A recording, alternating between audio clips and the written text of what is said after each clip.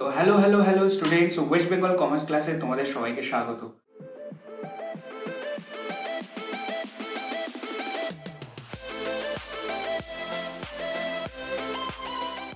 আমি মনোজিৎ, আর আমরা class 12-এর অ্যাকাউন্টসের class শুরু করেছিলাম।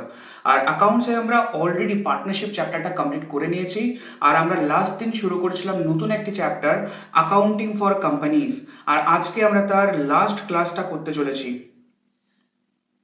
আজকের ক্লাসে আমাদের ক্লাস 12 সেমিস্টার 3-র second unit accounting for companies এই চ্যাপ্টারটিও কমপ্লিট হয়ে যাবে। তো চলো একবার দেখে নিই আমরা আজকের ক্লাসে কোন কোন টপিকগুলি কভার করতে চলেছি। আমরা আজকে করব হোয়াট ইজ ডিবেঞ্চার, অর্থাৎ ডিবেঞ্চার কাকে বলে। দ্বিতীয়, ডিবেঞ্চার ভার্সেস শেয়ার, অর্থাৎ ডিবেঞ্চার আর শেয়ারের মধ্যে পার্থক্য কী। তারপর আমরা করব ইস্যু অফ ডিবেঞ্চার, অর্থাৎ ডিবেঞ্চার কিভাবে ইস্যু করতে হয়, কি কি ভাবে ইস্যু করা যায় এবং তার অ্যাকাউন্টিং এন্ট্রি এবং অঙ্কগুলোকে আমরা দেখে নেব। তো সময় নষ্ট না করে চলো আমাদের আজকের ক্লাস শুরু করা যাক। তো সবার আগে আমরা আজকে জেনে নিই যে হোয়াট ইজ ডিবেঞ্চার, অর্থাৎ ডিবেঞ্চার কাকে বলে। ডিবেঞ্চারের বাংলা অর্থ হচ্ছে ঋণপত্র। তাই বলছে ডিবেঞ্চার বা ঋণপত্র হলো কোম্পানির শিলমোহর যুক্ত, অর্থাৎ কোম্পানির সেখানে সই করা রয়েছে, কোম্পানির সেখানে স্ট্যাম্প রয়েছে, এমন একটি ঋণ স্বীকৃতির দলিল। অর্থাৎ কোম্পানি যখন লোকের কাছ থেকে ঋণ নেয় তার বিনিময়ে কোম্পানি ডিবেঞ্চার ইস্যু করতে পারে, যা বিলি করে কোম্পানি মূলত দীর্ঘমেয়াদী অর্থাৎ লং টার্ম ঋণ সংগ্রহ করে থাকে।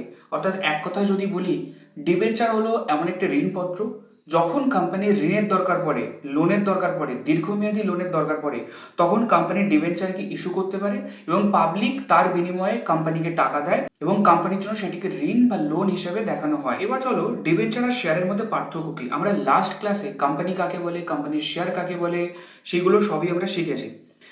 ডিবেঞ্চার আর শেয়ারের মধ্যে সব থেকে বড় এবং প্রথম পার্থক্যটা হচ্ছে, যদি কোনো ব্যক্তি শেয়ার কিনে থাকে তাকে কোম্পানির মালিক বলা হয়, অর্থাৎ শেয়ার কিনলে কোম্পানির মালিক হওয়া যায়। কিন্তু ডিবেঞ্চার কিনলে কোম্পানির ওনার হওয়া যায় না। কোম্পানির ওনার হওয়া যায় না। ডিবেঞ্চার কিনলে কোম্পানির লাইবিলিটি বা ক্রেডিটার্স হওয়া যায়। ক্লিয়ার? তাহলে যারা শেয়ার কেনে তারা হচ্ছে কোম্পানির ওনার বা মালিক, যারা ডিবেঞ্চার কেনে তারা কোম্পানির জন্য লাইবিলিটি বা ক্রেডিটার্স বা পাওনাদার। শেয়ার কিনলে কোনো ইন্টারেস্ট পাওয়া যায় না। তাহলে শেয়ার কিনলে কোম্পানি শেয়ার হোল্ডারদের কোনো ইন্টারেস্ট বা সুদ দেয় না। কিন্তু যদি কোনো ব্যক্তি ডিবেঞ্চার কিনে থাকে তাহলে ডিবেঞ্চার হোল্ডারদেরকে ইন্টারেস্ট বা সুদ দেওয়া হয়। এরপরে আমরা এই ডিবেঞ্চারেরই কিভাবে ইস্যু করে কোম্পানি সেইটা আমরা দেখব। তো সবার আগে ডিবেঞ্চার দুরকমভাবে ইস্যু করা যেতে পারে। একটা হচ্ছে ফর ক্যাশ, অর্থাৎ কোম্পানির টাকার দরকার পড়েছে, কোম্পানি কি করলো, ডিবেঞ্চারকে ইস্যু করলো এবং লোকের কাছ থেকে টাকা নিল বিজনেস চালানোর জন্য। আর একটা কি হতে পারে, আর একটা হতে পারে কোম্পানির টাকার দরকার নেই, কিন্তু কোম্পানি নিজে কোনো একটা জিনিস কিনছে। ধরে নাও আমরা কারো কাছ থেকে ফার্নিচার কিনছি বা কোনো একটা অ্যাসেট কিনছি, এবং সেই অ্যাসেটের যা দাম সেটা আমরা কিভাবে পেমেন্ট করতে পারি, সেটা আমরা ক্যাশ বা ব্যাংকের মাধ্যমে পেমেন্ট করতে পারি। কিন্তু কোম্পানি কি বলছে, আমি ক্যাশ বা ব্যাংক দেবো না, অর্থাৎ ক্যাশ বা ব্যাংকে পেমেন্ট না করে লোকেদেরকে ডিবেঞ্চার দিয়ে দিচ্ছে। ক্লিয়ার? তো সবার আগে আমরা যেটা করব সেটা হচ্ছে issue of debenture for cash. Issue of debenture for cash, debenture আমরা তিন রকমভাবে ইস্যু করতে পারি। এক, আমার কাছে 100 টাকার একটা ডিবেঞ্চার রয়েছে, সেটা আমরা 100 টাকাতেই বিক্রি করছি, সেটাকে বলছি অ্যাট পার, অর্থাৎ ইস্যু অফ ডিবেঞ্চার অ্যাট পার, যে মূল্যের ডিবেঞ্চার সেই মূল্যেই লোককে বিক্রি করছি। আর একটা হতে পারে, আমার কাছে 100 টাকা মূল্যের একটা ডিবেঞ্চার রয়েছে, সেটা আমরা 90 টাকাতে বিক্রি করছি, অর্থাৎ লোকে ওটাকে 90 টাকায় কিনছে, এটাকে বলে অ্যাট ডিসকাউন্ট, অর্থাৎ লোকে কম দামে কিনছে জিনিসটা। আর থার্ড, অ্যাট এ প্রিমিয়াম, অর্থাৎ 100 টাকার জিনিস 110 টাকায় লোকে কিনছে। দেখা গেল জিনিসটার অনেক ডিম্যান্ড, কোম্পানির অনেক ডিম্যান্ড, যেমন রিলায়েন্স কোম্পানি যদি কালকে ডিবেঞ্চার ইস্যু করতে চায় তো লোকেরা সেটা যা দাম তার থেকে অনেক বেশি দামে কিনতে রাজি আছে। তো এই যে অ্যাকচুয়াল দাম তার থেকে বেশি যে দামে লোকেরা কিনছে এটাকে বলা হয় অ্যাট এ প্রিমিয়াম। যখনই আমরা 100 টাকার জিনিস 100 টাকায় বিক্রি করছি, না তো আমার কোনো লস হচ্ছে না তো আমার কোনো গেইন হচ্ছে। দ্বিতীয়, যখনই আমরা 100 টাকার জিনিস 90 টাকায় বিক্রি করছি, অর্থাৎ ডিসকাউন্টে বিক্রি করছি, আমার জন্য কিন্তু লস হয়ে গেল, অর্থাৎ কোম্পানির জন্য কিন্তু লস হয়ে গেল। তৃতীয়, যখন কোনো কোম্পানি তার নিজের 100 টাকা মূল্যের একটা ডিবেঞ্চার 110 টাকায় বিক্রি করছে, তার কিন্তু অতিরিক্ত 10 টাকা করে তার প্রফিট বা গেইন হচ্ছে। ক্লিয়ার? এইবার প্রত্যেকটা ডিবেঞ্চার ইস্যু করা হয় একটা নির্দিষ্ট পিরিয়ডের জন্য, সেটা হতে পারে 10 বছর, সেটা হতে পারে 15 বছর, সেটা হতে পারে 20 বছর, সেটা ডিবেঞ্চারের ওপরেই লেখা থাকে যে ডিবেঞ্চারটা কত বছরের জন্য ইস্যু করা হচ্ছে, এবং সেই বছর পরে কোম্পানি কি করবে, লোকেদেরকে টাকা ফেরত দিয়ে দেবে এবং লোকেদের কাছ থেকে ডিবেঞ্চারটাও ফেরত নিয়ে নেবে। অর্থাৎ কোম্পানি যখন সেই 10 বছর, 12 বছর বা 15 বছর বা 20 বছর যে বছর পরে বলেছে আমি ফেরত নিয়ে নেবো, সেই বছর যখন পরে ফেরত নেয় সেই ঘটনাটাকে বলে রিডেমশন, অর্থাৎ লোকের কাছ থেকে ডিবেঞ্চারটাকে ফেরত নিয়ে নেওয়া। তাহলে বর্তমানে কোম্পানি কি করছে, ইস্যু করছে, আর একটা নির্দিষ্ট বছর পর, সেটা 10 বছর, 15 বছর বা 20 বছর হতে পারে, কোম্পানি কি করবে, আবার ফেরত নিয়ে নেবে, সেই ঘটনাটাকে বলে রিডেমশন করা। ঠিক আছে? এবার সেই রিডেমশন আবার 3 রকমের হতে পারে। আমি 100 টাকার ডিবেঞ্চারটা 100 টাকাতেই ফেরত নিচ্ছি, অর্থাৎ লোকের কাছে 100 টাকার ডিবেঞ্চার রয়েছে, আমি তাকে 100 টাকা দিলাম এবং ফেরত নিয়ে নিলাম, সেটাকে বলি অ্যাট পারে রিডেমশন করা। দ্বিতীয়, 100 টাকার জিনিস আমি 90 টাকায় রিডেমশন করছি, অর্থাৎ লোকের কাছে 100 টাকার জিনিস রয়েছে কিন্তু আমি তাকে 90 টাকা দিয়ে জিনিসটা ফেরত নিয়েছি, অর্থাৎ লোকে কম টাকা নিচ্ছে, অর্থাৎ অ্যাট এ ডিসকাউন্ট। আর থার্ড, লোকের কাছে 100 টাকার জিনিস রয়েছে, আমি তার বদলে তাকে 110 টাকা দিচ্ছি জিনিসটা কেনার জন্য, সেটাকে বলে অ্যাট এ প্রিমিয়াম।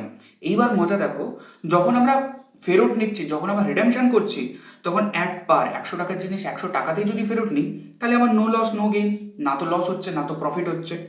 কিন্তু যদি আমরা 100 টাকার একটা জিনিস 90 টাকায় ফেরত নিচ্ছি, অর্থাৎ তাকে 90 টাকা দিলেই সে আমাকে জিনিসটা ফেরত দিয়ে দিচ্ছে, তাহলে কিন্তু আমার 10 টাকা করে লাভ হলো, আমার তাকে 10 টাকা কম দিতে হলো। আবার উল্টো দিকে প্রিমিয়াম, অর্থাৎ 100 টাকার জিনিস আমরা 110 টাকায় ফেরত নিচ্ছি, অর্থাৎ যার কাছে রয়েছে জিনিসটা তাকে আবার 10 টাকা বেশি দিতে হচ্ছে। তাহলে একটা প্রিমিয়াম রিডেমশনের সময় লস। এবার মজার বিষয় দেখো, যখন আমরা ইস্যু করেছি তখন at par no loss no gain, যখন আমরা রিডেমশন করছি তখন অ্যাট পার মানে নো লস নো গেইন, এখানে কোনো ডিফারেন্স নেই। কিন্তু যখন আমরা ইস্যু করছি তখন আমার অ্যাট এ ডিসকাউন্ট মানে হচ্ছে লস, অর্থাৎ 100 টাকার জিনিস লোককে আমি 90 টাকায় বিক্রি করছি, আমার লস হয়ে গেল। কিন্তু রিডেমশনের সময় ঠিক তার উল্টো, রিডেমশনের সময় 100 টাকার জিনিস আমি 90 টাকায় ফেরত নিচ্ছি, তার মানে তখন আমার গেইন হয়ে গেল। আবার ইস্যুর সময় যদি আমরা প্রিমিয়ামে দিই তাহলে সেটা হচ্ছে আমার গেইন, আবার যদি রিডেমশনের সময় প্রিমিয়ামে নিই তাহলে সেটা হচ্ছে আমার লস। ক্লিয়ার না? এইবার মজার বিষয়টা দেখো, অ্যাকাউন্টসে একটা কনসেপ্ট রয়েছে কনজারভেটিজম বলে, সেই কনসেপ্টটা কি বলে,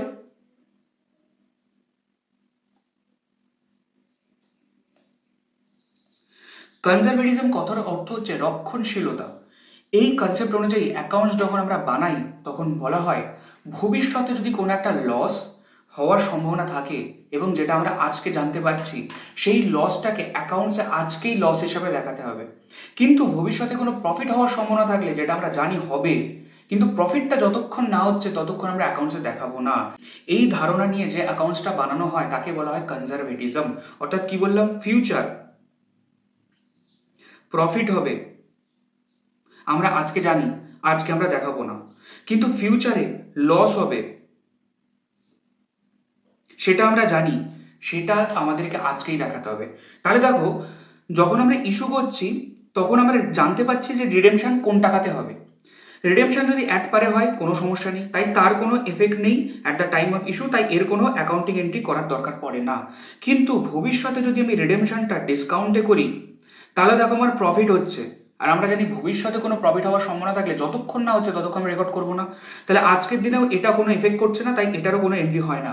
কিন্তু ভবিষ্যতে আমরা 100 টাকার জিনিস 110 টাকায় কিনতে হবে, তার মানে আমার 10 টাকা বেশি দিতে হবে, তাহলে 10 টাকা আমার লস হয়ে যাবে। তাহলে আমরা যখন জানি যে ভবিষ্যতে আমার লস হবে, তাহলে আজকের দিনে অ্যাজ পার কনজারভেটিজম জন্য আজকেই আমাদেরকে সেটা রেকর্ড করতে হবে, অর্থাৎ ভবিষ্যতে যে লসটা হবে তার এন্ট্রি আমাদেরকে আজকেই ইস্যুর সময় দেখাতে হবে, এইটা আমাদের গুরুত্বপূর্ণ। তো আমরা ডিবেঞ্চার কত রকমভাবে ইস্যু করা যেতে পারে এবং সেই অনুযায়ী কখন আমার লস হচ্ছে কখন আমার গেইন হচ্ছে, এই সব কিছুকে আমরা জানতে পারলাম, এবং ভবিষ্যতে যখন রিডেমশন করা হবে তার এফেক্ট বর্তমানে ইস্যুর সময় কি পড়ছে সেটাও আমরা জানতে পারলাম। তো এবার আমরা ডাইরেক্ট ইস্যু অফ ডিবেঞ্চারের জার্নাল এন্ট্রিগুলোকে দেখব। ইস্যু অফ ডিবেঞ্চারের জার্নাল এন্ট্রিতে আমরা খুব সিম্পলভাবে জার্নাল এন্ট্রিগুলোকে বুঝবো।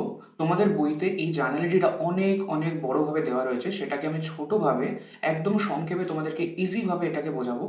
তো প্রথম যখন আমরা ডিবেঞ্চারটাকে ইস্যু করছি, লোকে কি করবে? লোকে আমাকে কেনার জন্য আগ্রহ জানাবে। তার জন্য কি করবে? লোকে আমাকে অ্যাপ্লিকেশন জমা দেবে। তো লোকে তো যারা ডিবেঞ্চার কিনতে ইচ্ছুক তারা সবার আগে আমাকে টাকা দিচ্ছে, তাই আমার জন্য ব্যাংক বেড়ে গেল। তাই bank account debit two debenture application account. আমি কোম্পানি, আমাকে লোকেরা ডিবেঞ্চার অ্যাপ্লিকেশন দিল, তাই আমার কাছে ডিবেঞ্চার অ্যাপ্লিকেশন এলো। আর লোকেরা ডিবেঞ্চার অ্যাপ্লিকেশনের সময় কিছু টাকা আমাকে দিল, তাই আমার কাছে টাকাও এলো। তাহলে প্রথম যখন অ্যাপ্লিকেশন রিসিভ করছি তার জার্নালিটি কি দাঁড়ালো? তাহলে অ্যাপ্লিকেশন রিসিভড। তাহলে প্রথম যে জার্নাল এন্ট্রিটা হবে ডিবেঞ্চার ইস্যু করার জন্য সেটি হচ্ছে অ্যাপ্লিকেশন রিসিভডের জার্নাল এন্ট্রি। সেই অ্যাপ্লিকেশন রিসিভডের জার্নাল এন্ট্রিটা কি? Bank account debit two debenture application account. এবার যেই আমরা অ্যাপ্লিকেশন মানিটা পেলাম সেটা কিসের টাকা? সেই অ্যাপ্লিকেশন মানিটা কিসের টাকা সেটা আমার দ্বিতীয় জার্নাল এন্ট্রি। দেখো এখানে আমরা যত টাকা দিয়ে ক্রেডিট করেছি সেই টাকাটা প্রথমে আগে ডেবিট হয়ে যাবে, ডিবেঞ্চার অ্যাপ্লিকেশন অ্যাকাউন্ট ডেবিট। এবার ডিবেঞ্চার অ্যাপ্লিকেশনের সময় ডিবেঞ্চার হোল্ডাররা যে টাকাটা আমার দিল, টোটাল টাকাটা আমরা ডেবিট করলাম, এবং সেই টাকাটা কিসের কিসের টাকা সেটাকে আমরা এবার দেখাবো। যদি প্রথম ঘটনা হয় যে অ্যাট পার ডিবেঞ্চার 100 টাকার ডিবেঞ্চার লোক 100 টাকাই দিয়েছে, তাহলে কি হবে? তাহলে 100 টাকা দিয়ে আমার ডিবেঞ্চার অ্যাপ্লিকেশন এখানে চলে এলো। প্রথমে লোকে আমাকে 100 টাকা দিয়েছিল, bank account debit two debenture application account 100 দ্বিতীয় ঘটনায় সেই ডিবেঞ্চার অ্যাপ্লিকেশনটা 100 দিয়ে আমরা ডেবিট করে দিলাম। তারপর এইগুলো কিছু হবে না।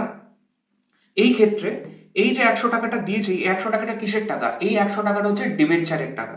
তাই যে ডিবেঞ্চার দিল টু পার্সেন্টেজ ডিবেঞ্চার অ্যাকাউন্ট 100 আমার মিলে গেল। তাই যদি শুধুমাত্র অ্যাট পার ইস্যু করে থাকি তাহলে 100 টাকার অ্যাপ্লিকেশন এসছে, 100 টাকা দিয়ে ডেবিট, পার্সেন্টেজ ডিবেঞ্চার অ্যাকাউন্ট 100 টাকা হয়ে গেল। এবার আমরা দ্বিতীয় ঘটনাটা দেখব। দ্বিতীয় ঘটনাটায় কি বলা হয়েছে?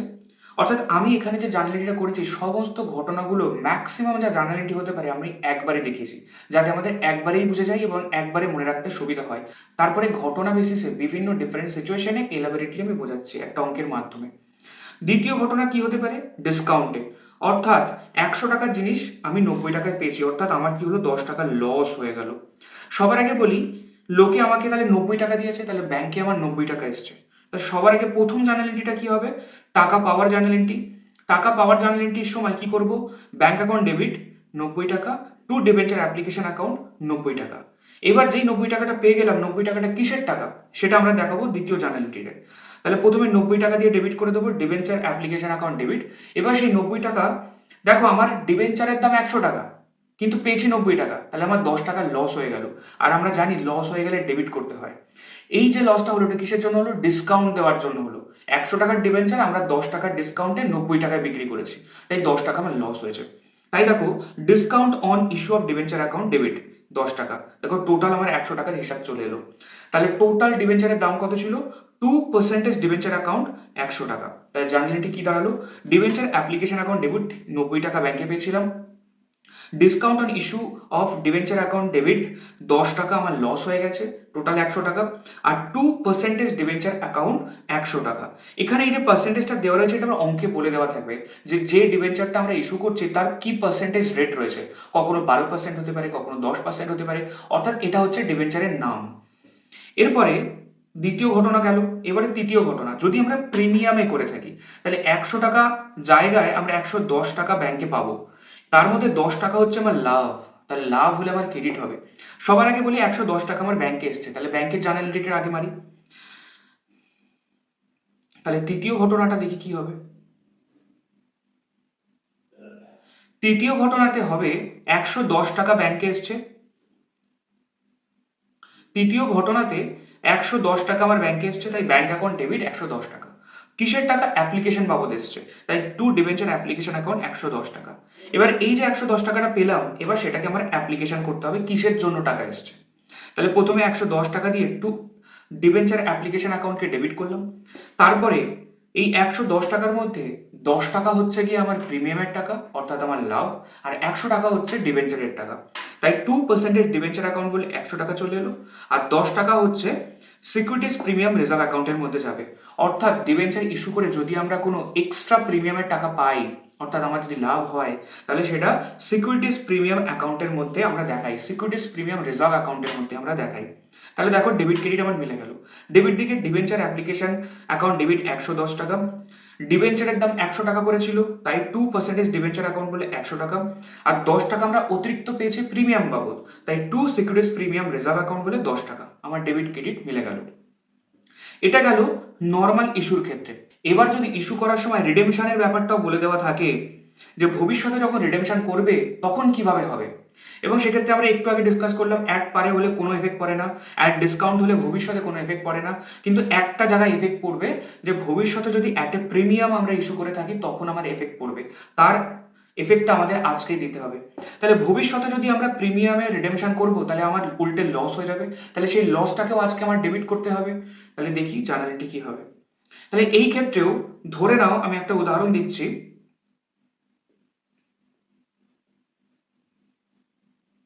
ধরে নাও আমরা একটা উদাহরণ দিচ্ছি, আজকের দিনে যখন ইস্যু করছি, আমরা সেটা ইস্যু করছি 100 টাকার একটা শেয়ার আমরা ইস্যু করছি 90 টাকায়, রাইট? সেটাকে যখন আমরা রিডেমশন করব তখন সেটাকে আমরা আবার রিডেমশন করব 100 টাকার শেয়ারটাকে 110 টাকায়।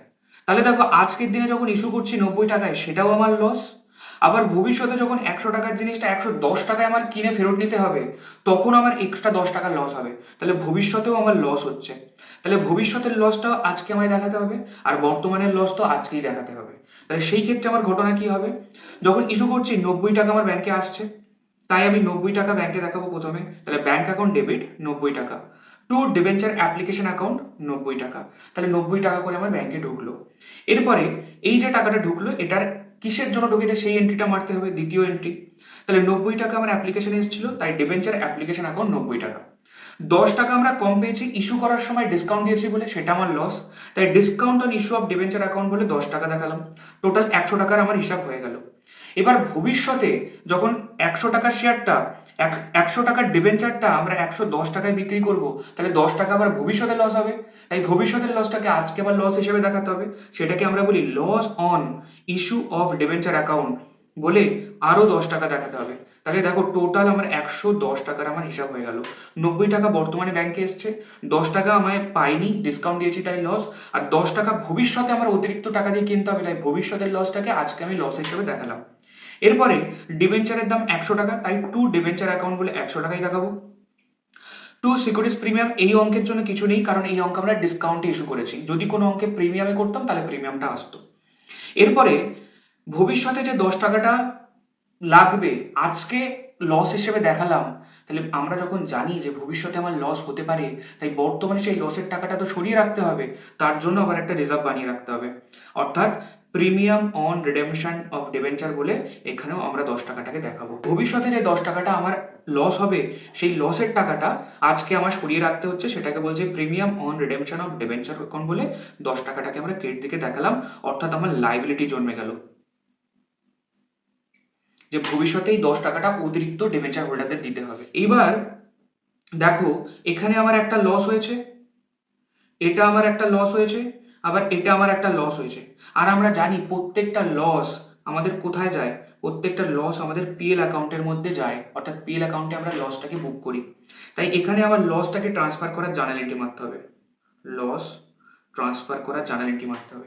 লসটাকে আমরা কোথায় কোথায় অ্যাডজাস্ট করতে পারি, ডিবেঞ্চার বিক্রি করার জন্য যদি আমাদের কোনো লস হয়ে থাকে সেই লসটাকে আমরা দু রকম ভাবে অ্যাডজাস্ট করতে পারি, একটা হচ্ছে প্রফিট অ্যান্ড লস অ্যাকাউন্টের সাথে, আর একটা হচ্ছে সিকিউরিটিজ প্রিমিয়াম রিজার্ভ অ্যাকাউন্টের মধ্যে যদি কোনো টাকা পড়ে থাকে সেটার সাথে আমরা অ্যাডজাস্ট করতে পারি। তাই সেটার জার্নাল এন্ট্রি কি দাঁড়াচ্ছে, যদি আমরা স্টেটমেন্ট প্রফিট অ্যান্ড লস অ্যাকাউন্টের মধ্যে আমরা অ্যাডজাস্ট করি, আচ্ছা এখানে একটা ওয়ার্ড ভুল হয়েছে, সেটা হচ্ছে প্রফিট অ্যান্ড লস অ্যাকাউন্ট হবে না, কারণ আমরা জানি ডিবেঞ্চার কোম্পানি ইস্যু করে থাকে, আর কোম্পানির ক্ষেত্রে প্রফিট অ্যান্ড লস অ্যাকাউন্ট হয় না, প্রফিট অ্যান্ড লস স্টেটমেন্ট হয়, তাই এই অ্যাকাউন্টের নাম হবে statement of profit and loss, বাস এইটুকুই, অ্যাকাউন্ট বলবো না আমরা, এটা একটা স্টেটমেন্ট, ক্লিয়ার না? তাই স্টেটমেন্ট অফ পিএল ডেবিট, যদি আমরা সিকিউরিটিজ প্রিমিয়াম রিজার্ভের সাথে অ্যাডজাস্ট করে থাকি তাহলে securities premium reserve account debit. To, যদি আমরা ইস্যুর সময় যে ডিসকাউন্টটা লেগেছে সেটা অ্যাডজাস্ট করি তাহলে to discount on issue of debenture, আর to loss on issue of debenture যদি এখানে লস হয়ে থাকে। দেখো আমাদের অঙ্কে কি বলছে, বলছে Reliance company issued 1500 debenture 12% debenture, তাহলে ডিবেঞ্চারের নাম কি 12% ডিবেঞ্চার। অফ রুপিস 10 ইচ, অর্থাৎ এক একটা ডিবেঞ্চারের দাম 10 টাকা করে, আর টোটাল আমরা 1500 ডিবেঞ্চার ইস্যু করছি। অ্যাট পার, তিন রকম ঘটনা বলেছে। যদি আমরা 10 টাকার ডিবেঞ্চার 10 টাকাতে ইস্যু করে থাকি তাহলে কি হবে, যদি আমরা 10 টাকার ডিবেঞ্চার 8 টাকা ইস্যু করে থাকি তাহলে কি হবে, আর 10 টাকার ডিবেঞ্চার 12 টাকায় যদি ইস্যু করে থাকি তাহলে কি হবে। বলেছে জার্নালিটি শো করো। তাহলে আমরা তিনটে ঘটনাকেই আলাদা করে তিনটে অঙ্ক করছি। প্রথম ঘটনা, অ্যাট পার, যদি আমরা 10 টাকার ডিবেঞ্চারটা 10 টাকাতেই ইস্যু করে থাকি তাহলে কি হবে। তাহলে প্রথম যে জার্নাল এন্ট্রিটা হবে সেটা হচ্ছে, প্রথমে অ্যাপ্লিকেশনের টাকা এলো, তাহলে bank account debit. Bank account debit কত টাকা, ব্যাংক অ্যাকাউন্ট ডেবিট হবে আমার 1500 ডিবেঞ্চার ইন্টু 10 টাকা করে, 15,000 টাকা, টু ডিবেঞ্চার অ্যাপ্লিকেশন।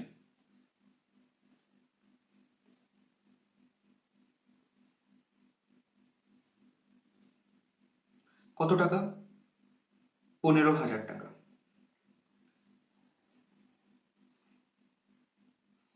এরপর আমরা কি করব, এই যে অ্যাপ্লিকেশন টাকাটা এলো সেটাকে আমরা এবার ট্রান্সফার করব যার জন্য এসছে, তাহলে এটাকেই আমরা ডেবিট করে দেবো,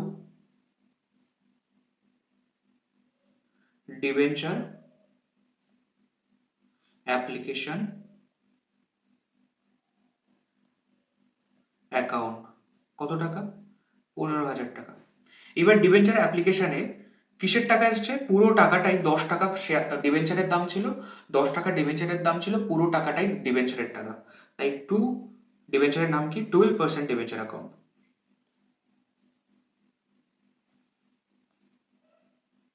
12% ডিবেঞ্চার অ্যাকাউন্ট, 15,000 টাকা।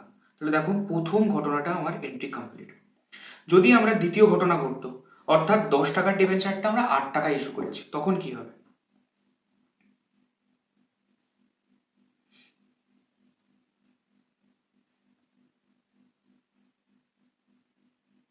অ্যাট ডিসকাউন্ট, অর্থাৎ 10 টাকার ডিবেঞ্চারটা আমরা 8 টাকায় ইস্যু করছি।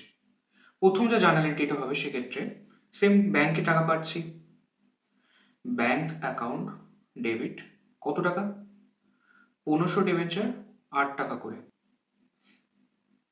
12,000 টাকা, টু ডিবেঞ্চার অ্যাপ্লিকেশন অ্যাকাউন্ট, 12,000। তারপর দ্বিতীয়,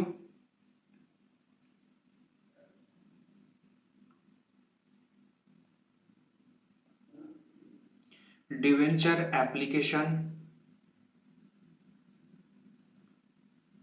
অ্যাকাউন্ট ডেবিট, 12,000। আর এক্ষেত্রে দেখো 10 টাকার ডিবেঞ্চারটা আমরা 8 টাকা ইস্যু করছি, মানে 2 টাকা করে আমার লস হচ্ছে, তাহলে discount on issue of debenture, right, কত টাকা, 1500 শেয়ার, 2 টাকা করে লস, তাহলে 3,000 টাকার আমার লস হয়ে গেল, টু 12% ডিবেঞ্চার অ্যাকাউন্ট, টোটাল কত, টোটাল আমার 15,000 টাকার হিসাব হয়ে গেল। তাহলে আমার দ্বিতীয় অঙ্কটাও কমপ্লিট। এরপরে আমরা করব, যদি আমরা প্রিমিয়ামে ইস্যু করতাম, অর্থাৎ 10 টাকার ডিবেঞ্চারটা আমরা 12 টাকা ইস্যু করেছি, তখন কি হবে।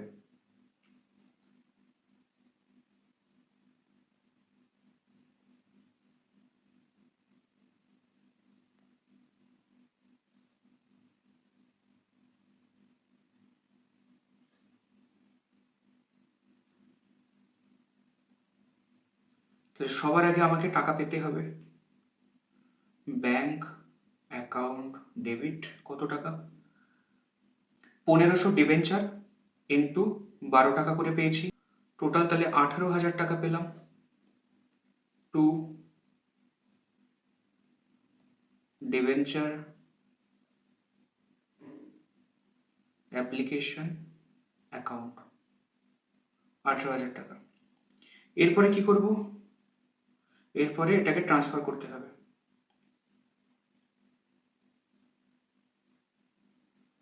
Debenture application account debit 18,000 to 12% debenture account কত টাকা হবে? এক্ষেত্রে হবে 1500 শেয়ার ইন্টু 10 টাকা করে। এক একটা ডিবেঞ্চারের দাম 10 টাকা করে ছিল, তাই ডিবেঞ্চার অ্যাকাউন্টে 10 টাকা করেই যাবে, অর্থাৎ 15,000 টাকা। আর বাকি যে 2 টাকা আমরা এক্সট্রা পেয়েছি সেটা আমাদের প্রিমিয়ামের টাকা, তাই টু